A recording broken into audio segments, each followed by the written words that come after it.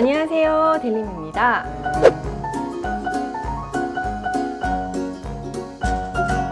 내 월급을 부탁해 세 번째 영상을 가지고 돌아왔습니다.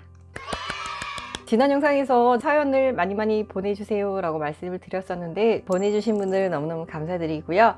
제가 모든 사연을 다 소개해드리면 좋겠지만 물리적인 한계가 있기 때문에 제가 사연을 선정을 해서 컨텐츠를 찍을 수밖에 없어요. 우선 계획은 한 달에 한 건 정도 진행을 할 예정이고요. 그러니까 좀 많은 분들이 공감할 수 있는 사연을 우선적으로 선정을 할 거고요. 보내주신 내용만 보고 말씀을 드리기는 부족한 부분이 있어요. 제가 좀 더 상세하게 알아야 되는 부분도 있고 직접적으로 얼굴을 보고 상담하는 게 아니니까 자세하게 적어주신 분들 위주로 선정을 해서 차례차례 영상을 가지고 올 예정이니까요. 여러분들 많이 기대를 해주시고 좋아요도 많이 눌러주시고 댓글도 달아주시면 제가 영상을 만드는데 정말 힘이 날 것 같습니다.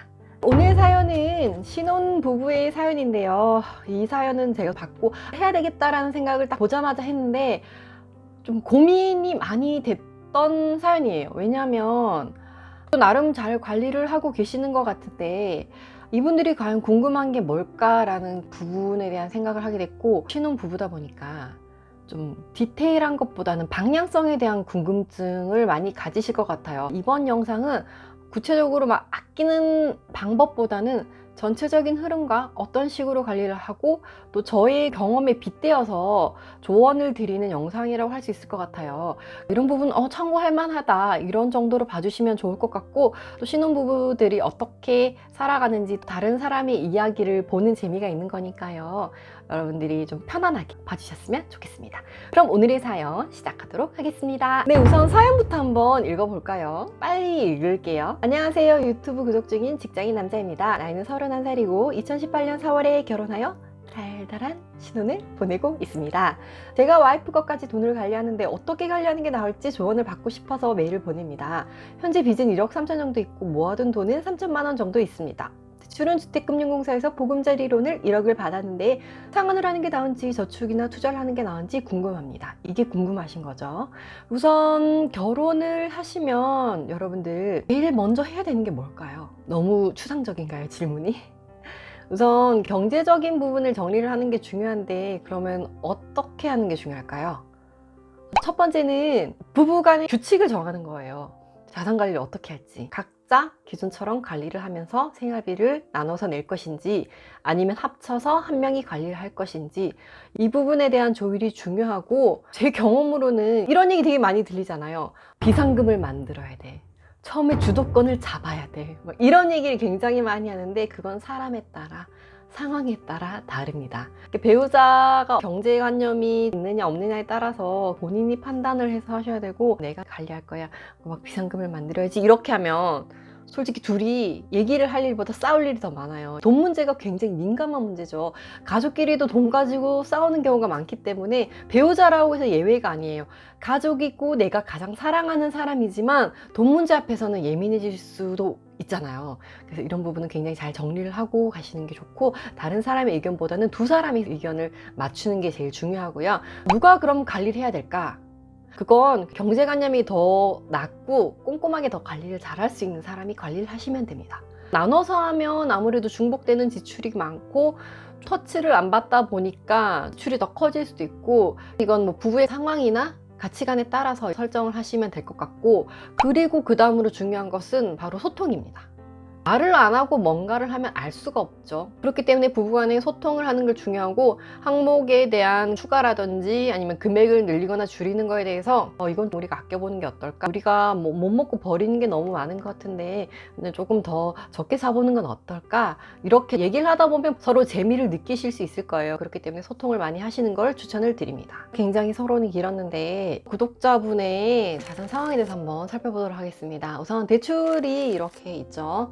지금 주택금융공사 상품을 이용하고 계시는데 1억 정도 대출을 내셨는데 지금 잔액은 한 9천만 원 정도 될 것으로 예상이 됩니다. 매월 70만 원씩 나가고 있는데요. 이 상품 같은 경우에는 이자가 월 27만 원 정도 되고 원금은 43만 원 정도로 예상이 됩니다. 이자가 좀 저렴한 편이죠. 중도상환 수수료를 어떻게 해야 되느냐, 이 부분을 많이 궁금해 하시는데, 중도상환 수수료 같은 경우에는 일수가 차감될수록 비율이 줄어요. 그래서 1년 때보다는 2년이 더 싸고 2년 때보다는 2년 반일 때가 더 싸고, 이자를 갚을까요? 중도상환 수수료를 내고서라도 갚을까요? 라고 고민을 하시는데, 자금 어떻게 운용할지에 따라서 나는 무조건 원금을 줄이겠다 하시면 중도상환 수수료를 내더라도 3년 이내라도 상환을 하시는 게 훨씬 더 여러분들에게 도움이 됩니다. 나중에 제가 대출 관련 영상을 가지고 올 때 조금 더 자세하게 한번 다뤄보도록 할게요. 그리고 회사 대출을 이용하고 계신데, 이건 저리의 상품인데 3천만 원을 2%대에 쓰고 있고, 이것도 원리금 상환인 것 같아요. 무이자로 800만 원까지 대출을 받을 수 있어서 3년으로 사용하게끔 대출이 설정이 되는 것 같아요. 지금 총 143만 원을 대출금과 이자를 갚는데 사용을 하고 있습니다.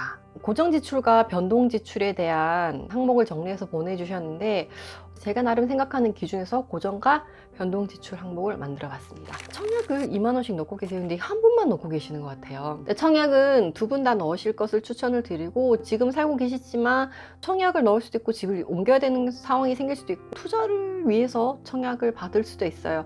나중에 바뀔 수도 있는 부분이 있기 때문에 이런 거는 대비를 하기 위해서 안 넣으신 분의 청약을 넣으실 것을 추천을 드리고요. 청약을 추가하면 59만 원 정도 될 것으로 예상이 됩니다. 그 다음에 변동지출 한번 넣어봤습니다.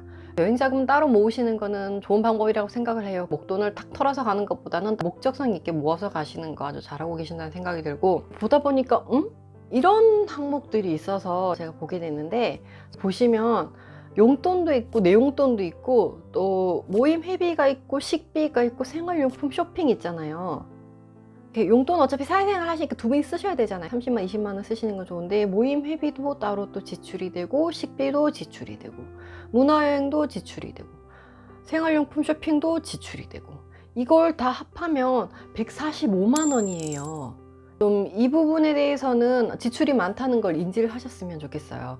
이게 좀 너무 많거든요.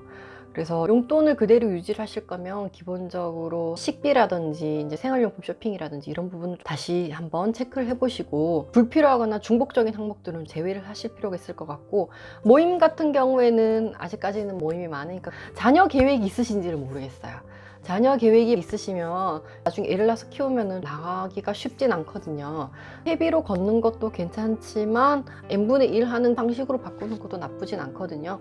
모임 회비로 지출하기보다는 그때그때 필요에 따라서 지출을 하는 방식으로 하는 것도 도움이 되지 않을까라는 생각이 듭니다.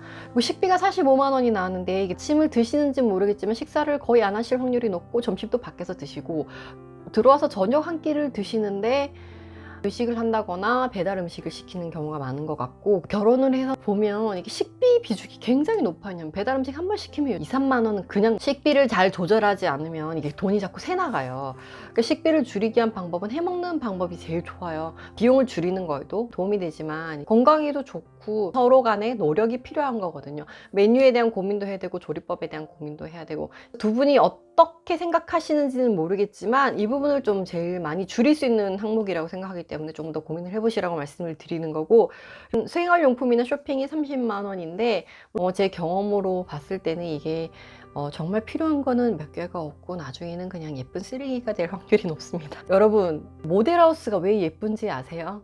물건이 없어서요. 깔끔하게 소파 하나, TV 하나, 여러 가지 생활용품들이 올려져 있지 않잖아요. 미니멀리즘을 강요하는 건 아니지만 그렇게 사는 것도 전 나쁘지 않다라고 생각을 하거든요. 그리고 이분의 자산이 한 3천만 원 정도가 있는데, 집은 자가로 2억으로 가지고 있고, 물론 반은 주택금융공사에서 소유를 하고 있고 반은 제가 소유를 하고 있는, 현금이 신협에 출자금이 1,000만 원이 들어있고 예금이 1,000만 원, 그리고 비상금이 1,000만 원 이렇게 있습니다. 신협 출자금은 1,000만 원 해놓으면 배당에 대한 이율이 높으니까 적금인데 곧 만기가 돌아오는데 고민이 생기신 것 같아요. 투자를 할까 아니면 상환을 할까, 이 고민에서 저에게 사연을 적어 주시게 된 게 계기가 되지 않았을까라는 생각이 들어요. 비상금을 1,000만 원이나 그냥 보관하고 계신데, 저는 늘 말씀을 드리지만 여러분, 지금 당장 1,000만 원이 필요한 경우는 보이스피싱밖에 없다라는 생각이거든요. 아무리 급해도 며칠의 말미가 있어요. 그래서 또 세금 우대가 되는 상품도 있잖아요. 3천만 원 정도까지 되는 걸로 알고 있는데 그런 상품으로 돌리시거나 일반 예금으로 돌리시거나 추천을 드리고, 적금 만기가 되는 걸 어떻게 할까요? 라고 생각하시는데, 좀 부동산의 가격이 전체적으로 조금 약간 하락세가 올 수도 있다라는 기사들이 있죠. 요즘 대출도 많이 규제도 되고 현재 살고 있는 집도 대출로 묶여있기 때문에 좀 그럴 때는 현금 자산을 가지고 있는 사람이 뭔가를 사거나 투자를 하기 훨씬 더 좋은 위치를 선점할 수가 있어요. 그렇기 때문에 현금을 우선 보유를 하시는 게 어떨까라는 게 저희 의견이고요. 그렇다고 해서 몇 억짜리 집을 사시는 게 아니라, 집도 보면 조금 오래되고 낡긴 했지만 세입자나 월세가 꾸준히 수요가 있는 아파트들이 있어요. 5천에서 1억 사이. 그런 아파트들을 매입을 하시면 또 세가 나오는 걸로 부모님 용돈을 계속 드린다거나 아니면 대출이자 좀 충당을 한다거나, 물론 법적인 부분도 잘 검토를 해야 되겠지만 그런 부분은 앞으로 정책이 어떻게 바뀌느냐에 따라서 달라질 수 있기 때문에 필요한 부분은 공부를 하셨으면 좋겠어요. 전체적인 재무 상담을 해본 결과로는 노후 대비가 없죠. 그런데 이분은 제가 보기에는 교직 생활을 하고 계신 분인 것 같은데 연금이 나오시잖아요. 그래서 노후 대비를 안 하시지만 다른 부분으로 노후 대비가 필요하다고 생각을 해요. 그래서 부동산이 낫지 않을까라는 생각이 들었고, 그리고 대출이 많긴 하지만 저리로 쓸 수 있는 상품들을 다 쓰고 계시기 때문에 그런 걸 현금 자산으로 만들어서 부동산을 공부하시다가 기회가 왔을 때 괜찮은 물건이 있으면 매입을 하시는 것도 나쁘지 않다는 생각이 들고, 눈에 띄는 문제점은 비용 항목이 많지만 결국에는 중복되거나 불필요한 항목들이 많다. 그래서 그런 부분은 배우자 상의를 하셔서 항목을 줄이시던지 비용을 좀 줄일 수 있는, 절약해서 적금으로 돌릴 수 있는 방향으로 하시는 게 아주 도움이 되지 않을까라는 생각이 듭니다. 이 구독자분의 솔루션은 첫 번째는 미니멀리즘. 가계부도 미니멀리즘, 생활도 미니멀리즘. 소비를 좀 줄이시는 게 좋을 것 같고 수수료에 대한 고민을 해보시는 것도 좋지 않을까라는 생각입니다. 그리고 청약 통장은 이제 가입하시지 않으신 한 분의 명의로 가입을 추가를 하시는 걸 추천을 드리고, 그리고 부동산 공부를 좀 해보시는 게 어떨까라는 생각이에요. 물론 여행도 좋고 문화생활도 좋지만 블로그들 보면 집 매물로 나와 있는 것들이 포스팅으로 잘 올라오더라고요. 실제로 가서 한번 보세요. 물론 부동산은 공부를 하는 게 좋지만 가서 직접 보고 얘기를 들어보고 많이 보는 것만큼 자신의 지식 쌓이거든요. 노하우도 생기고, 그리고 부동산과 관련된 거래를 많이 하시는 분들이라든지 주변의 지인들 중에 잘 하시는 분들이 있으시면 또 얘기도 많이 나눠보시고 점점 관심과 흥미가 생길 거예요. 그러다 보면 괜찮은 물건이 나오면 매입을 할 수가 있는 거고, 그렇게 하면서 하나하나씩 경험을 쌓아가고 사고 팔고 하다 보면 어느 순간 저는 재산세가 많이 나오는 사람이 되어 있을 수 있겠죠. 모으거나 대출을 갚는 것보다는 조금 더 투자를 공부하고 준비해야 하는 그런 기간도 필요하지 않을까라는 생각이 들어요. 이거는 내일 당장 할 수 있는 게 아니라 중장기적으로 계획을 세워서 나 5년 안에 뭐 집을 2채를 소유하겠다, 아니면 상가 건물 하나 매입을 하겠다, 아니면 뭐 건물주가 되겠다, 장기적인 목표까지도 가지시면 자연스럽게 현금 자산으로 바뀔 수도 있고 나의 든든한 노후 대비가 될 수 있는 자산이 되지 않을까라는 생각이 들어요.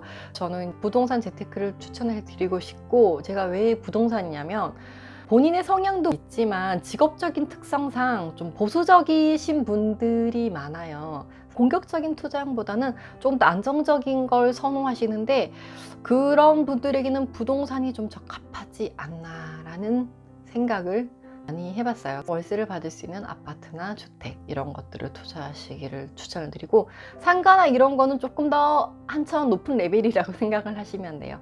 이런 것들은 공부를 더 많이 해야 되니까 조금씩 눈을 넓혀 나가시면 좀 더 노후 대비를 안정적으로 하실 수 있지 않을까라는 생각을 해봅니다. 네, 오늘은 신혼부부의 내 월급을 부탁해 재무 상담을 한번 진행을 해봤습니다. 구체적인 내용은 기존 영상들보다 좀 적지만 그래도 어떻게 방향성을 제시하고 어떤 식으로 준비를 해야겠다라는 목표나 생각들이 정리될 수 있는 그런 영상이었으면 하는 마음에서 이 영상을 찍어봤고요.